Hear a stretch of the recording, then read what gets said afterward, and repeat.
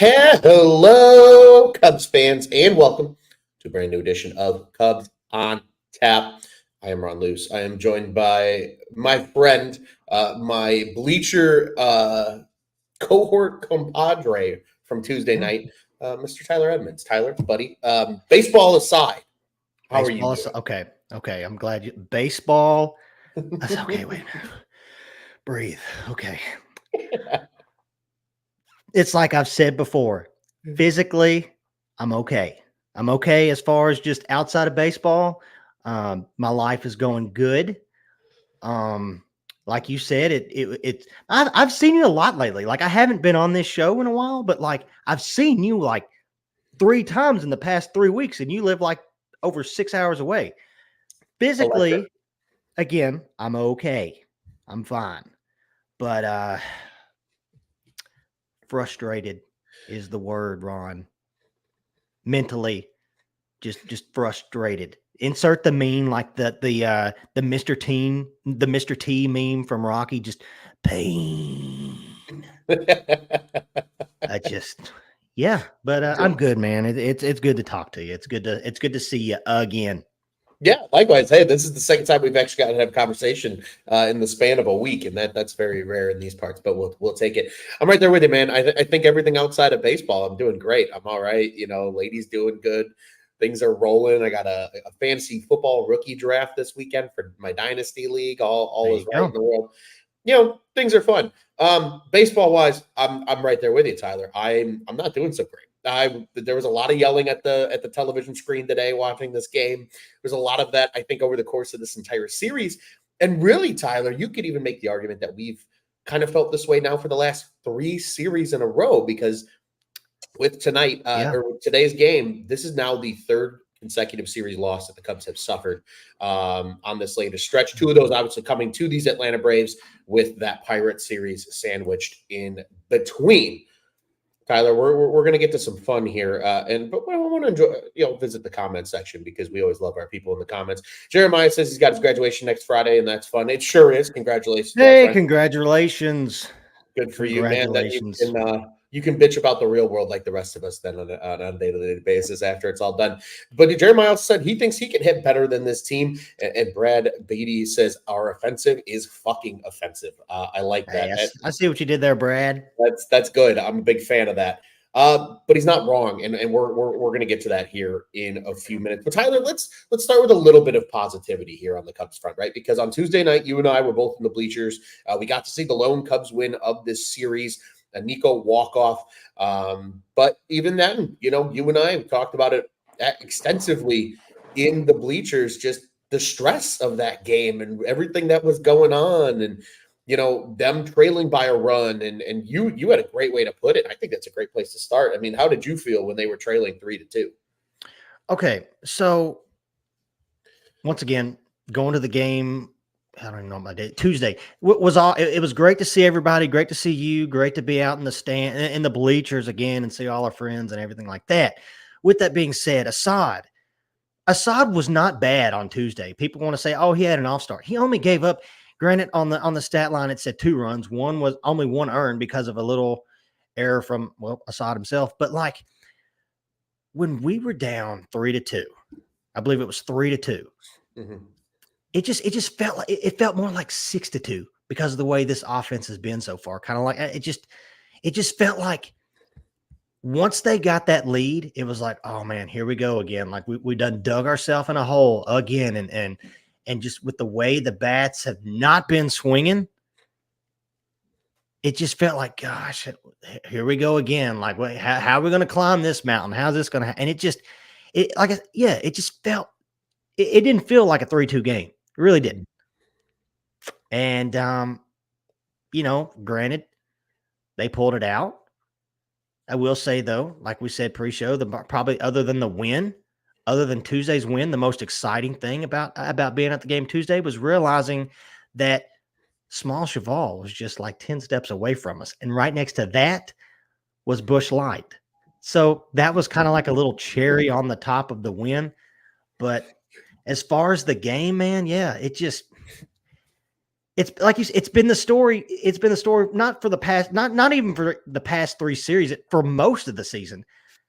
Where the HE double hockey stick has this offense gone? To be honest, you could argue that the lack of offense has almost been a bigger story than what just a week ago, when the big story was, what the hell's going on with this bullpen?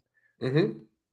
Yeah, I'm right there with you. Yeah, the small cheval with the Busch Light was incredible, incredible silver lining to everything on Tuesday night. But again, they come away with the win. You said it perfectly. I think, Assad probably would have told you this probably wasn't his best start, but just 4 hits given up in the 4 2/3 of work, 3 runs, 2 of which were earned, as you mentioned, because of the error. The 5 walks was probably Yeah. the one thing about Assad's game. He was just, he wasn't getting guys to chase as much. And another thing to add on that, you were there. How freaking crazy was the wind blowing out on Tuesday? Like, we get there Insane. and we're just like, my gosh, it's going to be like you're going to have to put up 8 runs to win tonight. I mean, and anybody at the game could tell you the same thing. I mean, hell, I heard guys talking at the airport the next morning, like their planes were landing sideways. That's Mm-hmm. how windy it was. And it was blowing dead out to like center field and left field. Like, me and you both, Ron, like we looked at each other just like, yeah, this is about to be like a slugfest, at least from one team. And it Yeah, just wasn't there. I thought these two teams were going to combine for like maybe 12 runs just by Yeah. accident Oh, yeah. in that game because of the wind. And ultimately ended up only being the 7 runs. But you put it perfectly. But let's get into the biggest storyline of this series. This is the meat and potatoes. This is what everybody wants to talk about. And you've already kind of alluded to it. And it's that the bats couldn't catch a cold in the damn desert because they are just ice cold, absolutely ice cold right now. Things are just not in a good spot for the offense. It's truly concerning right now with this offense. And Jeremiah jokes that the offense needs to face Patrick Corbin. Even Patrick Corbin has a knack for shutting down this Cubs lineup, as he did it last year with the Nationals. So it really is concerning right now. And Tyler, you mentioned the stat today on the broadcast, and I think that's a great place to start. It really showcases just how cold this entire offense, especially from your big guns that you need to produce, how cold these guys are right now at this stretch of the season. Yeah. Like, okay, so close to the end of the game, again, I think I want to say even when it was already 3-0, and still 3-0 felt more like 6-0. They brought up a stat: Cubs bats against starting pitching in the last 16 games. Are you ready for this? I'm ready. Starting pitching against our offense has a 1.77 ERA in the last 16 games. Our batting average in those 16 games against starting pitchers, 180. Our on base percentage, 256. Slugging, 276. Home runs, 6. Before the show started, I was like, you know what? How about I just go through? I just wanted to see what it looked like the last 10 games. Every single person in this lineup, and it says it right here. I mean, it basically proves it right here because of the opponent's batting average against starting pitching. Every single hitter except for Cody Bellinger, Mike Tauchman, I believe that's it, is batting under 200 coming into today. It's just, it's not like you can't just say, oh, it's this person, that person. It's everybody. Mm-hmm. It's like a sickness that's just like a contagious just infection that's going on right now. And it's like you can't pinpoint it to one single person, but I will say this. There's 2 guys that I look at in this whole thing, and I'm not in their history, like their past has shown, yeah, they're slow starters, but still, I look at guys like Ian Happ and I look at guys like Dansby Swanson, and I think, look, you guys are the leaders. You guys are the ones getting paid. You got to figure something out. Mm-hmm. They've got to figure something out. But yeah, you look at those past 16 games, man, it's just, and the worst part about all this, and we talked about it again pre-show, was this was against a Braves lineup. We said it the last Braves series. You give up 2-3 runs or less against the Braves, you've got to come out with a win on those games. 2 runs against the Braves, 2 to 3 runs against the Braves, it's almost like a shutout. So, like, if this offense would have just shown some form of life, just something. They could have won these games because, like you noted before the show, this offense, they're not even hovering around a 690 OPS. It's like what, 680, 660? Yeah. And to even go on to that, this is against a Braves team this is the most frustrating thing about this is this Braves team is not even clicking. They're not even their normal selves yet. Nope. Ronald stinks. Olsen stinks. The only guy that's even doing anything is that piece of crap Marcell Ozuna, which his stats shouldn't even count right now. But that's a whole other story. If you know, you know. But it just sucks because it's not one or two guys. It's 7. Yeah, it really is. And you and I were talking about this a little bit in the pre-show because we did the math and we looked it up. Right now, based on Major League Baseball, the average OPS is currently a 699 OPS, so just a hair under 700. So it's down from where last year was. Last year largely hung around 720 for most of the season. I think it ended up finishing actually at 730 was the league average. 699 is the league average OPS right now. This is the Braves lineup as of the end of today's game, Thursday's game. Yeah. Acuna, 690 OPS. Albies, a 718 OPS. You mentioned Ozuna, right? The only guy doing anything. Yeah. He has a 1,036 OPS right now. He's the hottest hitter on the face of the earth. Olsen, 724 OPS. And mind you, these are mostly guys that traditionally hover in the high 700s, low 800s at worst, right? Orlando Arcia, 686. Harris, 666. Kelenic, 669. Trump, 663. Duvall, 679. And Zach Short, 496. What are we doing? This is not even the best version of the Braves. And they, in 2 consecutive weeks now, have taken 4 of 6 games from these Cubs because the offense is ice freaking cold right now. And you know what's crazy? I look at this Cubs offense on paper right now, and I look at the OPS numbers, and I go, wow, Talkman's got a 778 OPS. That's better than almost every player on that opposite Braves team. Yeah. Bellinger's a 767 still, even with his little bit of a cold streak recently. Suzuki's still at a 733, but he has really come crashing down to earth. But then you got Hack, a 652, Horner, a 720. I mean, Bush is still a 760, even with his putrid which is crazy because which is crazy. I'm glad you brought up Michael Bush because and we talked about it the other day at Murphy's. Like it's crazy to think that he has that because in this whole month of May, the dude is batting 200 with one. We saw his home run live. That's the only he's batting 200 with 1 home run and 3 RBI. It's just brutal. Absolutely brutal. Yeah. And then you got, Swanson with a 645, and then the catching position has been basically been irrelevant offensively. And it sucks because I remember talking on this show maybe a month ago about Amaya looking like, man, he's really shown it with the bat, and it's just, been irrelevant. It's all been irrelevant. Like it all has been irrelevant. And maybe it's a good time to bring up the question, not to like get in a super deep, whatever. But no, I asked you at Murphy's, and I'm wondering if your answer is the same. And I would like to know what other Cubs fans think, based on right now. You've seen the flash of Mason Miller, like, oh man, Mason Miller would be awesome in this bullpen because we, all we talked about for over a month was this bullpen is irrelevant, it stinks, it's trash, can't figure it out, guys can't. We need an arm, we need it bad, and blah blah blah. Mason Miller, if you added Mason Miller on this team right now, would not make a difference. It wouldn't matter. It wouldn't matter. Because this offense isn't scoring any runs. So if right now you're the GM, you've got to pick one. Are you adding an arm to the bullpen, or are you adding a bat? And realistically, I'm not talking about like, oh yeah, I'd add Ohtani or so. Like realistically, would you add an arm, or would you add a bat? Let's say like last season when they added Candelario, a guy that was hot at the time, that was hitting really well for the Tigers. Would you make a move like that right now to add an arm to this bullpen? I'm going to stick with the same answer I gave you on Tuesday when you asked me this question. I'm adding the bat. Yeah. because this offense right now has just not been able to do anything. And we talked a little bit about it on the live stream, watch along last night for Wednesday's game, of the potential of what if a Vladimir Guerrero Jr. becomes available at the deadline?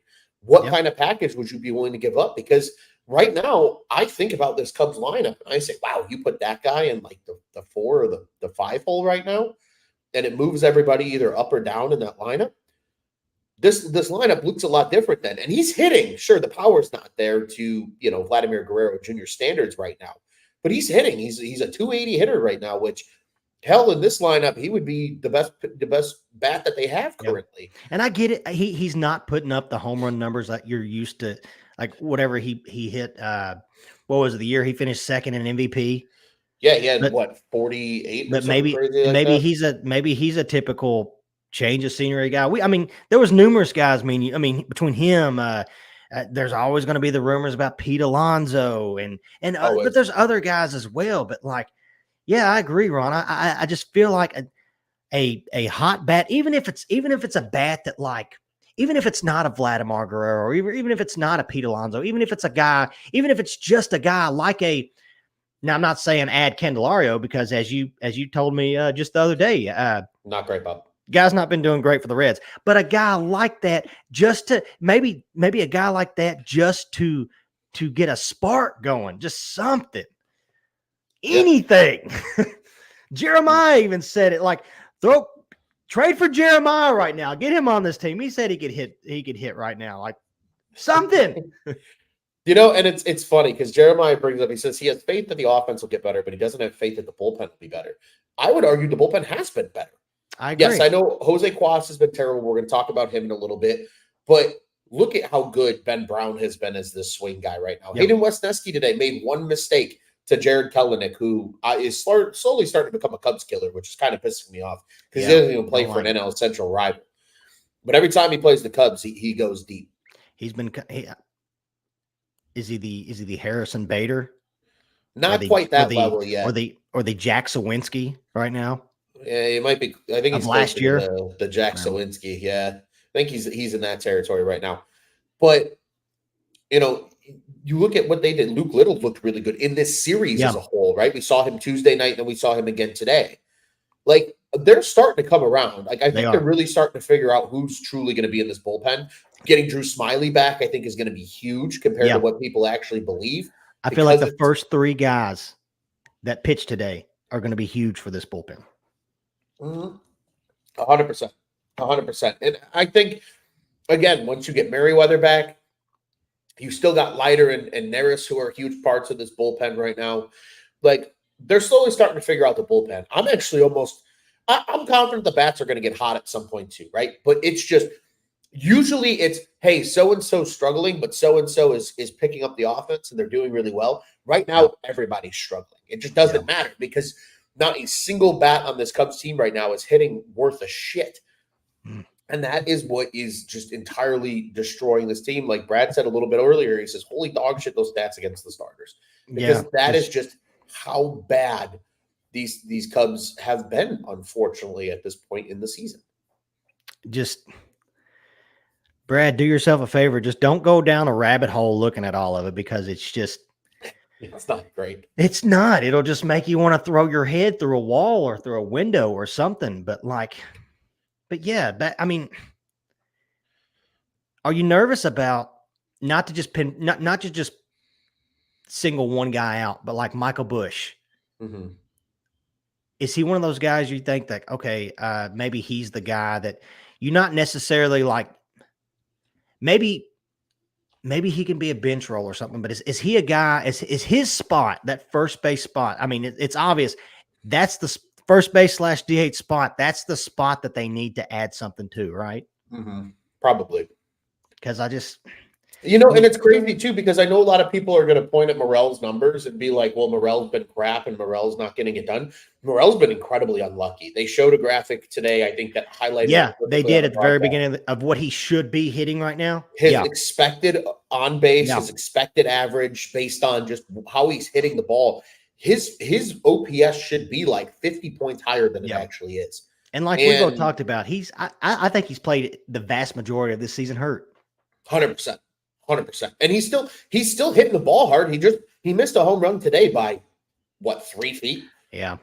I mean, he's still hitting the ball hard. It's just, of course, it comes at a time too when just everybody in this lineup is ice freaking cold. And Tyler, you mentioned, right, in terms of bats and guys that like they could add, and based on how things are going, like you mentioned it, maybe it's not a Pete Alonso necessarily, or even a Vlad Guerrero, but like maybe it's a Tommy Pham who's having a really nice start to the year on the South Side, right? Like, yeah, maybe it's just that type of bat, because right now they need more depth. And I think it'd be wise for Jed to take a swing at one of the bigger names, assuming the price is right.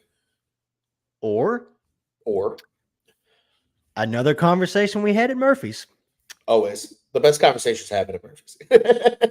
Is it adding a guy like him? Yeah. Or is it calling up a guy like Brendan Davis? Who's now unfortunately hurt, though. I don't know if you saw that update yesterday. I did not see that. He left the game in Iowa. So, of course, that's another wrinkle now that we got to throw into everything, because the poor kid just cannot stay healthy for the life of it. Freaking catch a break. No, I didn't know. Damn. Cannot catch a break. Right, that's a fair question. Like, you look, and even now, I think they're starting to look around their minor league system, and it's still deep, but a lot of these guys aren't as hot as they were last year. Matt Shaw has cooled off immensely. I know there was a couple people in our watch along last night that were pining for Matt Shaw to be a Cub before the end of the year. He will not be if he continues to hit 212 in Double A. Oh, no. His on base has been good, but his slugging's down, his average is down. But you've got, there's so many of these guys that are almost long-term talents away, like a Kevin Alcantara or James Triantos, people like that. Realistically, of the guys that could come up and help this team sooner than later, it's a very small pool. It's PCA, which obviously we've already seen Pete, at various points this season. Canario, if he actually gets a fair shake. Yeah. Mervis, who we've already seen, and he was once again not great at the major league level. Yeah, not great, and boy, you could tell it really bothered him. 100%. Or the final name, and I think this is truly the name, and people laughed at me because everybody said Shaw would be up before he is. Owen Casey. Because he's had a really nice year at AAA right now. I think he's hitting like 280. He's hitting for some power. Like that right now, if you're looking internally, those are probably the short list of guys that can actually come up and make a difference on this team right now. And even then, that's a short list that a lot of those guys have already been experimented with. And you mentioned it a little bit earlier, and I kind of want to circle back just to that really quick. You need your big guns to step up, because right now these young guys can come in and be nice auxiliary pieces to the machine, but you need the core of this lineup to be hitting. And when your Seiya Suzuki's, your Cody Bellingers, your Ian Happs, your Dansby Swansons are ice cold, the offense is just not going to fire on any cylinders, no matter who you bring up or bring in to the conversation. Stolen says here the bats are afraid. It's starting to feel that way. And like Mark says here, he's like, the Cubs have the pitchers, but now it's the offense that's dead. And again, I think water will find its level, because that's just baseball.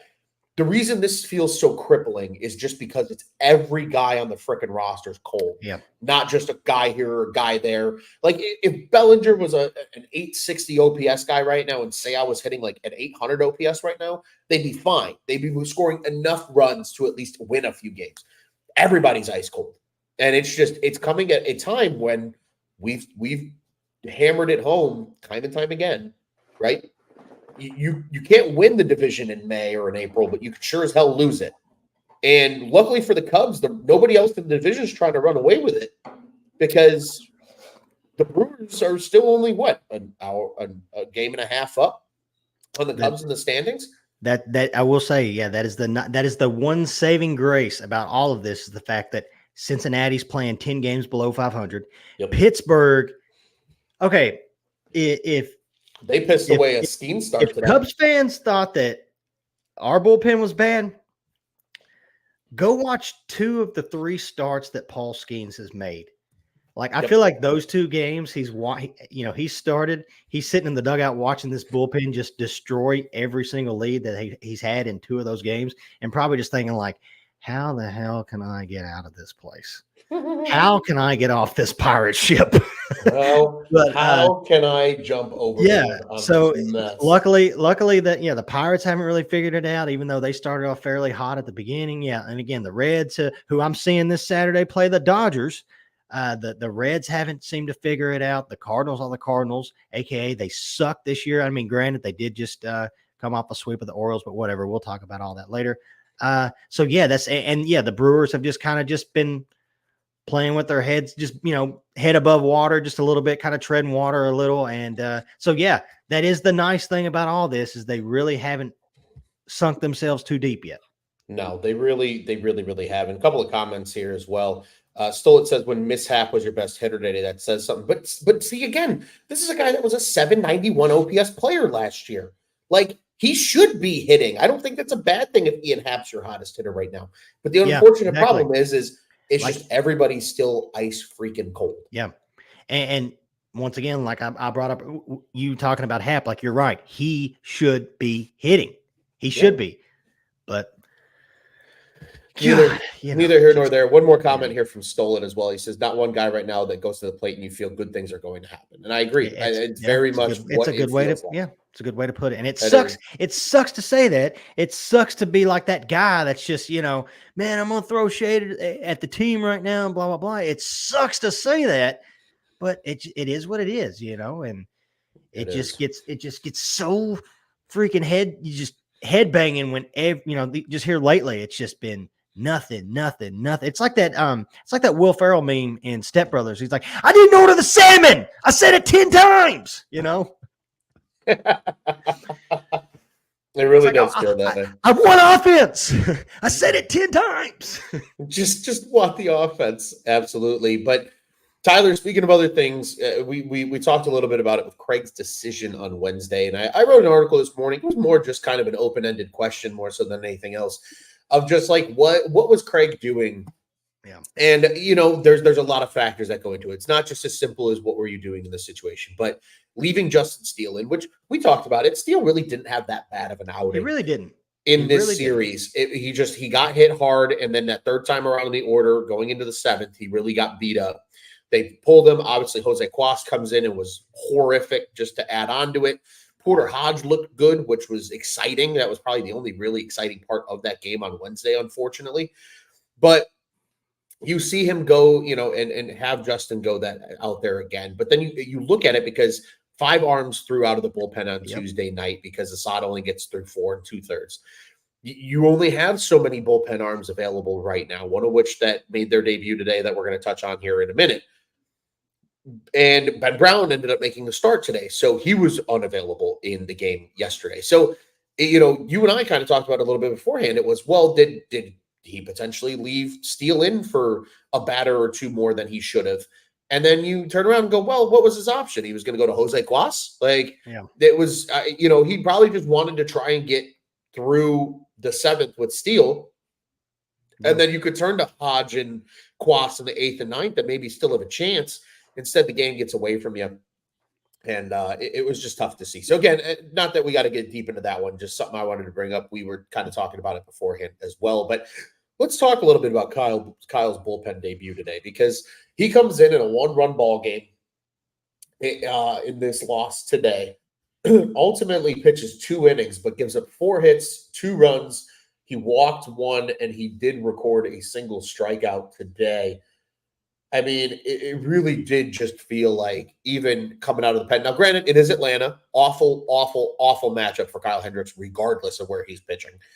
But it just continues to not look great. And Tyler, friend of the program and noted UK Cubs contributor, Rachel brought this point up, and she asked, "Is this Kyle's swan song that we're watching right now on the diamond every day?" And I've got an answer, but I want to turn it to you before I say anything.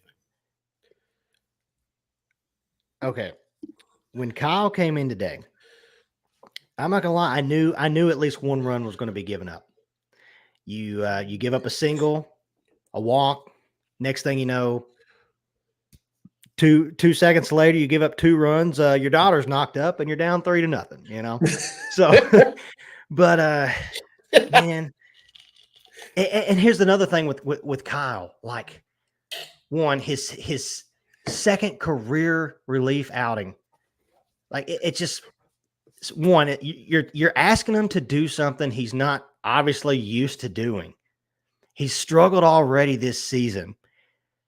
He does a good job as far as holding guys on, but that's in a different role. That was in a different role. You saw today, Ozzie Albies, he doesn't steal that much.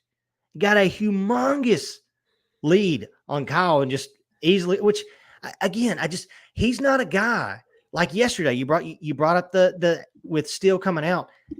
Hendricks is not a guy that's going to come in that spot. Mm-mm. He's not. The only time would be something like this, like you saw today, or some kind of garbage time role where, buddy, just get us out of this game. We've got to roach it tomorrow, stuff like that. I don't see it working out. And to Rachel's point, I think his swan song has already sang. It's done been sung. It's time, man. It's so, I get it. You're paying him what, $16 million, which is a head scratcher. It's a head scratcher to looking back on it. It's like $16 million. You think that's the only is that the only reason that he's still on this? I say what people, I get it. They're going to say, oh, but he's the professor and he's a leader in the clubhouse and blah, blah, blah. It's like, I get that, but you could say the same thing about guys like Ian Happ. Ian Happ's not swinging the bat. Is that showing in the rest of the lineup? No. Look at Kyle Hendricks. You could say thank you for 2016, 8 years ago. It's time. It really is, because here's the thing. I see Kyle. I see what's going on right now. And you know what it reminds me of? Last season when that crappy team in St. Louis had that one pitcher, Adam Wainwright, and it was so pathetic watching that. It really was. He came out at the beginning of the year and was like, it was basically the classic, don't give up on me, coach. Don't give up on me, coach. That's really what it was. And you saw how that turned out. You could almost argue that's where their demise, as far as in the past 2 seasons, started, was with leaving Adam Wainwright in their rotation. Circle back to Kyle now. Like, it's not going to work. And so I feel like when guys like Drew Smiley come back and Julian Merriweather come back,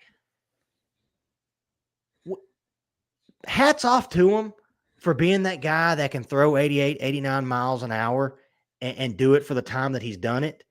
But it's not there no more. It's not. I think I saw a stat where, like, this season alone, he's left the ball in the zone, like his in the zone contact, like his in the zone opponent's batting average, whatever you want to call it, has been crazy. It's just not working.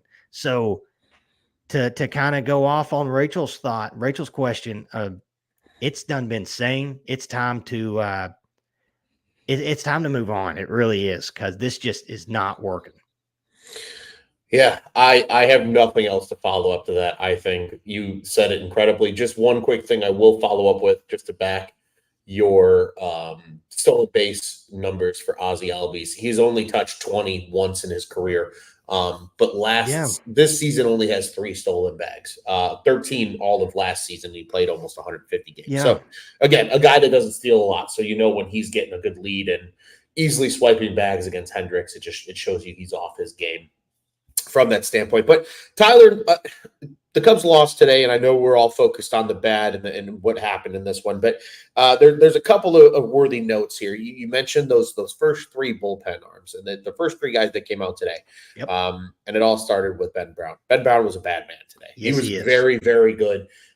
Continuing to give, I think, a lot of excitement to what this future looks like from a pitching perspective with guys like Brown. Obviously, Cade Horton had a really nice start on Wednesday for the Iowa Cubs.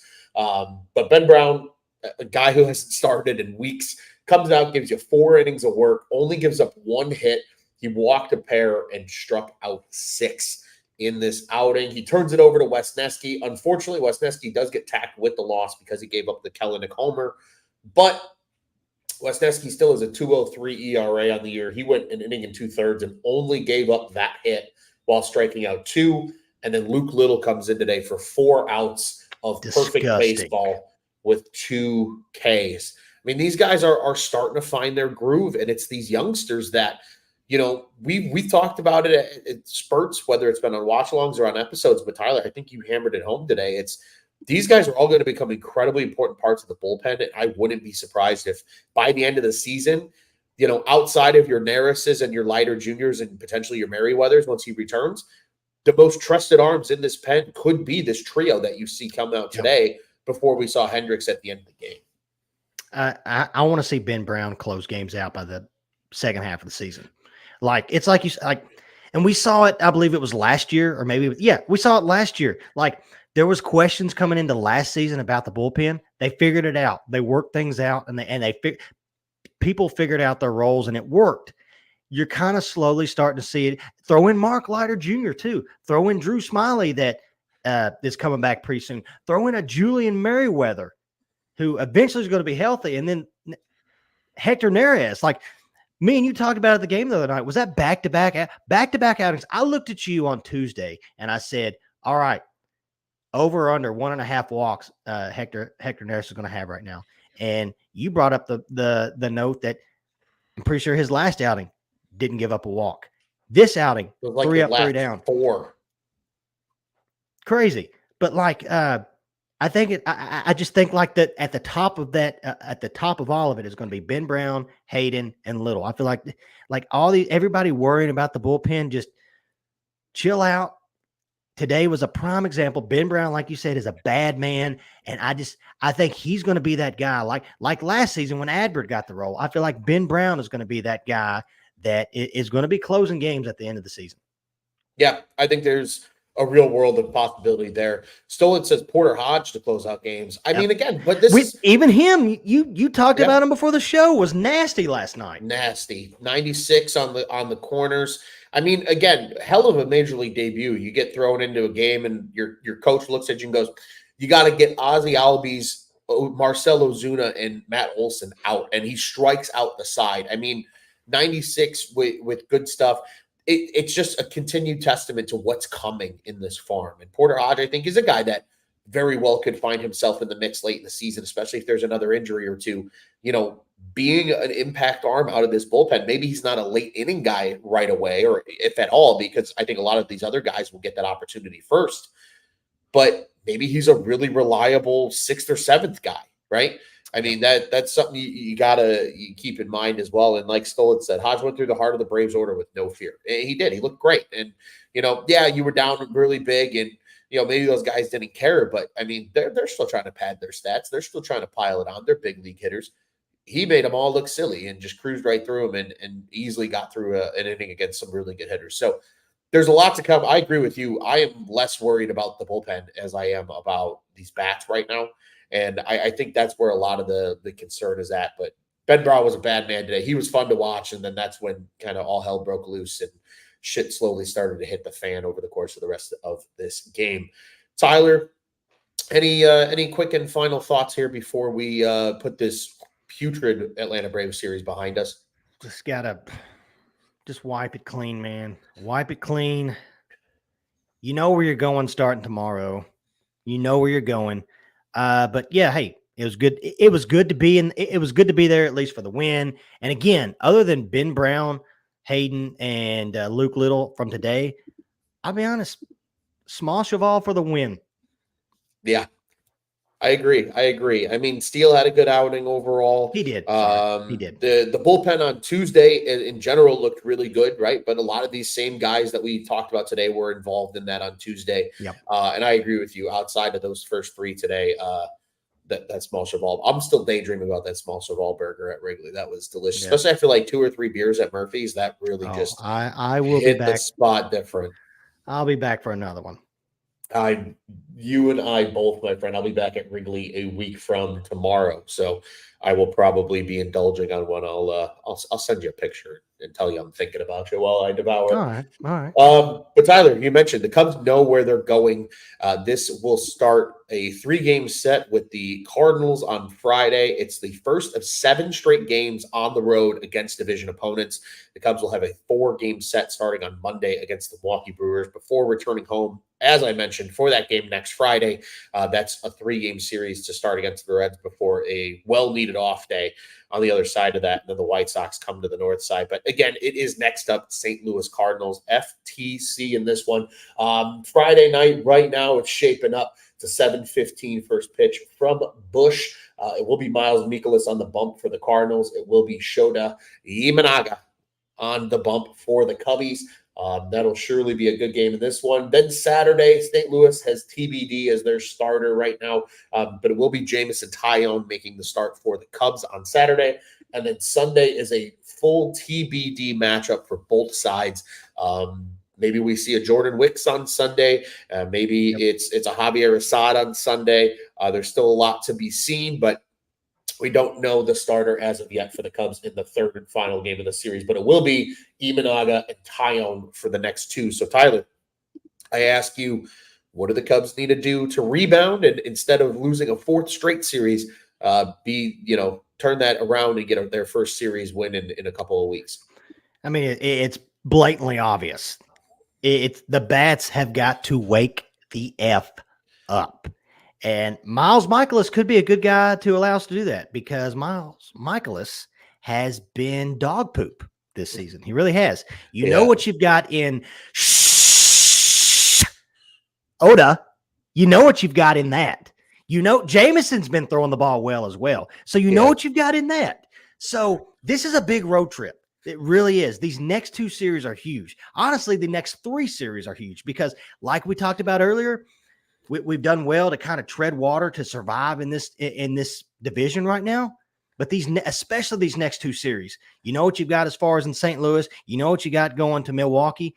Huge, huge, huge, huge. These next, what are they, 7 games? So the offense, obviously, I know it's the elephant in the room. The offense has got to figure something out. And fast. I don't know if you take an AED machine and just stick them up to all the bats and maybe try that, but got to hit the freaking ball. But the nice thing is you've got the man on the mound. You've got him on the mound to kick things off, and you're going off against, a crappy 5.77 ERA in Miles Mikolas. The last thing I remember about Miles was when he shit his pants at I believe it was in 2021 when our guy Rizzo, what was it? He had that big 13, 14, 15 pitch at bat. Like it was ridiculous. That's my and just the picture of him like bent over on the mound, just like defeated. So maybe they can do something like that to kick things off starting tomorrow. Let's hope. So. I agree with you there. Jeff said it, definitely need the run support. I completely agree. To add on to that, you've got your stopper on the bump on Friday. He's going to be the guy that comes in, and you know what you're getting with him. And he's continued to do it. He's done it all season long. Darren says it here. He says time to throw the names in the hat, pull them out for the lineup type night. Throw them on the something's got to happen. Okay. Yeah, they got to switch something up, and it'll be interesting to see. But Darren really wants to know who is pitching on Friday, Tyler. And I think. Oh man, I know what he wants to hear. I tell you who's pitching Friday. It's the man with the 0.84 ERA, the pitching philosopher, the left-handed, I'm calling it right now, the left-handed dragon, Ronald. I'm talking about. No, wait a minute. No, hang on, wait a minute. No, that's too high. Wait a minute. That's it. Shota Imanaga! Let me tell you something, St. Louis fans. We're not closing the show right now, but let me tell you something. You guys are going to learn. You guys are going to learn on Friday. You're going to learn on Friday who your daddy is. You're going to learn who the teacher is, the philosopher. You guys are about to get philosophized I don't even know if that's a word, but that's who's pitching. Him. Who? Him. That's who's pitching come tomorrow. And I can't freaking wait. By the way, MLB The Show just dropped a monthly award 99 Imanaga card. Well deserved. Should have been like a month ago, but that's. Oh, and just like that. Can you hear me now? Oh, yeah. That's who's pitching. That's who's pitching Friday, Darren. That's who's pitching. Thanks for asking. Even your mic wasn't sure if you should keep going. The mic was like, what the hell is going on? A good week though for Mr. Shota Imanaga, because not only did he get a great card in MLB The Show, he was also on the Pat McAfee show. Yes, a lot of national love today. Would, did you see he said how he would pitch to Pat McAfee? Throw up and in on him. Up and in. Johnny, that dude is just like, he just got so much charisma. He really does. Like, I would love to just spend a day just to see what he does on his off days. Yeah, just see what kind of dude he is. 100%. Jeff says, hop on the short bus, St. Louis. Time to go to school. It is time to go to school, and the Philosopher's on the bump on Friday, and that's where things will get started. We will be back with a show most likely on Sunday to wrap this Cardinals series up, look ahead to the Brewers series. It is Memorial Day weekend, so we will figure out what the personnel of that show looks like when we get a little closer to Sunday, but there will be another show here on the horizon for everybody at home. Otherwise, we are cruising into the weekend, Tyler. So before we get out of here, I do want to remind everybody, Cubs on Tap is one of two podcasts here covering your Chicago Cubs at the On Tap Sports Network. Go and check out our friends over at the Dingers podcast. They're live on Mondays, right around the 8 o'clock Central Time hour. So be sure to tune in with them right here on the On Tap Sports Net YouTube channel. Be sure to like, subscribe, and hit the bell button on that as well. You'll know when all of our great shows go live. Follow our friends over at Dingers at Dinger Cubs on the socials. Follow us at Cubbies on Tap on the socials. I am at Loose on Tap. He is at Teddy Freddy 270. And follow the rest of our crew as well at Juice on Tap, at Nick_on Tap, at Joey Knows Nothing, and of course our friend Mr. Bobby Foster at Silent Bob_2 on the socials. Bears, Bulls, Blackhawks, you know the drill. Bears OTAs are going on right now. A lot of excitement and hype starting to come as training camp continues to inch closer and closer as the summer wears on. Bulls and Blackhawks both have big off seasons coming up here over the next month or so. So be sure to check out all of that stuff as well. And of course, Cubs fans, our team is in the middle of an NL Central hunt. A team not so much in their division hunt, but has been playing better baseball of late. You got friends that like them, and so do we. Send your Southside friends to our Southside friends, and they can all be friends over at Sox on Tap. OnTapSportsNet.com, at OnTapSportsNet on the socials. The OnTap Sports Network, go and check out what's on tap in Chicago sports. Tyler, this was always a blast, my friend. Unfortunately, it was on the other side of a series loss. It was good to see you on Tuesday. At least we got to take in the one win of this series live and in person on a beautiful night at Wrigley Field on Tuesday. Unfortunately, though, the Cubs lose this series with a 3-0 loss on Thursday, capping off after the 9-2 loss on Wednesday night. We will be back with you guys following this Cardinals series. And Tyler, there is no better time to get out of here than we know how to. With the Cardinals on the horizon. No better time. No better time to just proudly say with a smile, a big fat smile when I say this with all my heart and desire and just everything I have in me, Ron. Fuck the Cardinals. Seriously. And let's go, Cubbies, baby.